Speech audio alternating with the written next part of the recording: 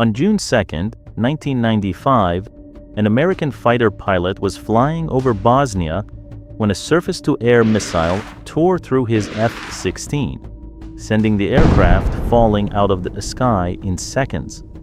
What happened next should have ended in capture or death. Instead, Captain Scott O'Grady landed alone in hostile territory and somehow survived 6 days while enemy patrols hunted for him. During those 6 days, he drank rainwater collected in leaves, ate insects to stay alive, remained motionless while armed soldiers passed frighteningly close to his hiding places and kept transmitting tiny signals that told America something extraordinary. He was still alive. Then the United States launched one of the boldest combat rescue missions in modern military history to bring him home. But the rescue nearly failed. And what kept O'Grady alive before Marines ever reached him wasn't luck.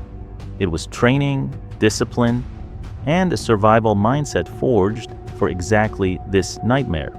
This is the true story of how one downed pilot survived 6 days behind enemy lines and how the rescue that brought him home became legend.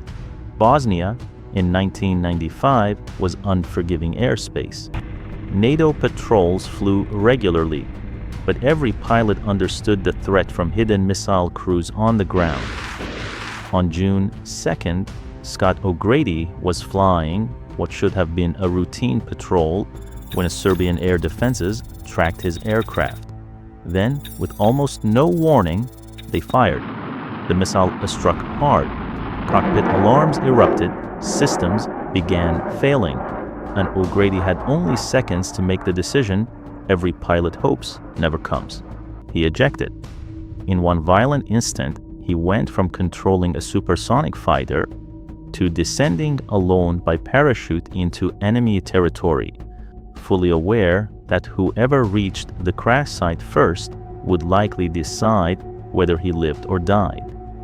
The moment he hit the ground, survival began. He gathered what gear he could, moved immediately away from the wreckage, and disappeared before enemy search teams could converge. Because he knew they would come. And they did. Most people think survival in a situation like this means dramatic action. In reality, it often means becoming invisible. That was O'Grady's mission now. Stay hidden. Stay alive. Wait. Using his training, he concealed himself in thick vegetation, moved only when necessary, and avoided creating any pattern an enemy patrol might detect. Every movement was calculated because behind enemy lines, even small mistakes can become fatal. As the first day turned into the second, survival became less about endurance and more about discipline. He collected rainwater wherever he could. He ate whatever tiny food sources nature offered. He conserved energy. And perhaps most importantly, he resisted panic. Because panic kills people faster than hunger. Meanwhile, enemy patrols were actively searching. At points, they came close enough for him to hear them. Imagine the restraint required to remain perfectly still while armed men move nearby, knowing your life depends entirely on not making a sound. That isn't ordinary courage, that's control under terror. And while he fought to remain unseen, he was also trying to do something even harder: tell America he was still alive. One of the most remarkable parts of this story is how survival and rescue were unfolding simultaneously. While hiding in hostile territory, O'Grady used his survival radio sparingly, transmitting brief signals when he believed he could do so without exposing himself. Those signals mattered because somewhere above Bosnia, friendly forces began receiving something they had hoped for, but weren't sure they'd ever get. Evidence the pilot had survived. That changed everything. Now this was no longer a search for a missing aviator. This was a live rescue opportunity, And once that realization hit command channels, the recovery machine began moving. But for O'Grady, days 4 and 5 would still be a brutal test. Exhaustion was building. Hydration was scarce. Stress was constant. And perhaps hardest of all was not knowing if rescue would ever arrive. Yet he stayed inside the discipline. Minimal movement, maximum concealment. Wait, transmit, survive. Sometimes extraordinary survival is built from ordinary decisions repeated under impossible pressure. This was one of those cases. Then finally came the breakthrough. An American pilot heard him, alive, after days in hiding, alive, and with that, a rescue operation began moving. The mission launched to recover Scott O'Grady would become one of the most famous combat rescues in modern American military history. But what often gets lost is how dangerous it was. This was not simply helicopters flying in for pickup. This was combat search and rescue in hostile territory. Marines from the 24th Marine Expeditionary Unit launched in helicopters, while attack aircraft and support assets coordinated overhead, all designed around one goal: get in fast, get them out, and survive doing it. Everyone involved knew speed was life.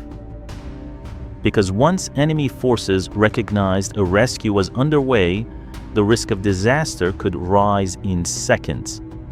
Then came the moment that has become almost cinematic in military history.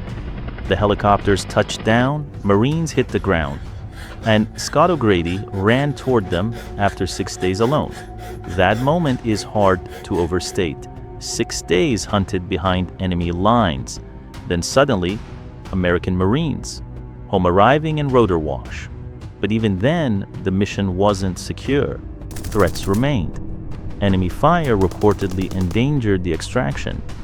The helicopters had to depart fast, very fast, and the flight out remained tense because everybody understood how fragile success still was. One bad minute could have changed history, but it didn't. They made it out. And as Scott O'Grady came home, people sometimes reduce stories like this to luck that misses almost everything. Luck didn't keep him hidden for 6 days. Training did. Discipline did. The survival doctrine worked, and the rescue system worked. That is why this story became larger than one man's survival. It became proof that the preparation mattered, proof the rescue promise was real, and that matters deeply in military culture. Because every pilot who straps into combat carries a silent question. If I go down, will they come? Scott O'Grady's rescue answered yes, and it answered with action. That may be why the story endured, because beneath the survival drama is something even deeper. Faith kept under pressure. And maybe the most fascinating part isn't even the rescue. It's what kept him alive long enough to be rescued. Not heroics in the Hollywood sense. Basics, concealment, patience, water, discipline, silence. Those things don't sound dramatic, but in real survival, they are everything. Because survival is often less about bold moves than mastery over panic, and that may be the true lesson in O'Grady's story. When everything collapses, fundamentals keep people alive.